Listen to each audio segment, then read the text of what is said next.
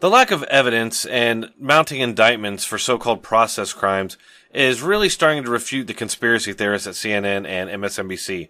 In this case, a former prosecutor had to crush the dreams of left-wing activist Katie Tur with the reality that this latest indictment signals the breakdown of the Russian election conspiracy. He was not charged with conspiracy. When we look back at what we've seen coming out of Mueller's office, there have been filings about how the Russians were able to influence social media and the election. There have been filings about the hacking into DNC emails and Hillary Clinton's emails. There have been a number of filings detailing all of the people that have lied in the Russia investigation. What there has not been so far is any evidence or any charges of conspiracy on the American side in terms of like collusion. Do you think that that's because the Mueller team doesn't have it? Are they building up a public case of sorts? What's your interpretation? I don't think they have it. I don't think it's there. And all this stuff I see where people are oohing and ahhing over this indictment in terms of getting us closer to a conspiracy allegation, I think are quite incorrect. In fact, if anything, the indictment tends to show that the Trump campaign was not involved in a conspiracy because they had to ask Roger Stone, hey, go ask WikiLeaks what kind of damaging stuff they have on Hillary and when they're going to release it next. That doesn't sound like somebody, leading a conspiracy or in on what's going to happen. They're having to ask Roger Stone. So I reject the primary narrative that I am seing a lot on your network and on CNN. It's just another case of lying. I add the panel here as well. You're not.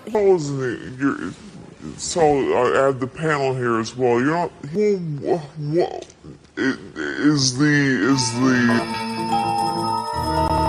There's our press defending a military-style raid on this old guy's house. And again, this is nothing about Roger Stone, nothing defending him or even saying whether he's guilty or not.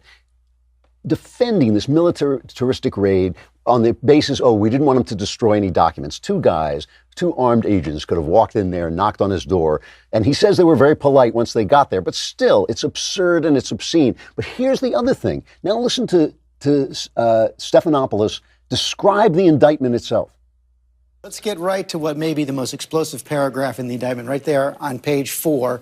Mueller and his team write, after the July 22nd, 2016 release of stolen DNC emails by Organization 1, that's WikiLeaks, a senior Trump campaign official was directed to contact Stone about any additional releases and what other damaging information Organization 1 had regarding the Clinton campaign. Stone thereafter told the Trump campaign about potential future releases of damaging material by Organization 1. Stone also corresponded with associates about contacting Organization 1 in order to obtain additional emails damaging to the Clinton campaign. So Russia hacks Hillary's emails, which they didn't have to hack. They could have leaned over her shoulder and looked at her using her stupid phone before she bleach bit it to erase it all. They hack it. They send it to WikiLeaks. This is what their intelligence agencies say.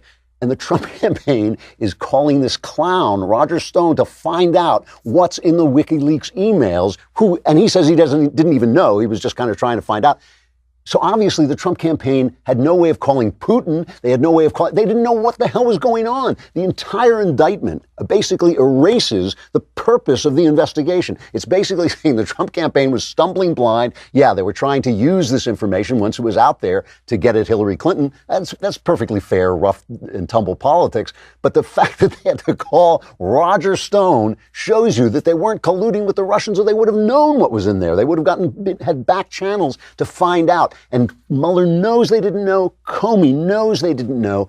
And they still have sent this out. It's a political hit against a guy who is not part of this elite global idea of where the power is going to be. Trump, there's a million things wrong with Donald Trump. They can hit him. But the reason it took a guy like Trump to stop them is this is how powerful they are. They are the press. They are the federal investigators. They are the deep state. They are all of them basically saying, no, the power is not with you anymore because you guys are MAGA hat wearing racists. The power is with us. We'll take care of it. You can vote from time to time, but it's not going to mean very much because we're all the same. None of us want border security. None of us want nations. We're all the same. So it doesn't matter who you vote for.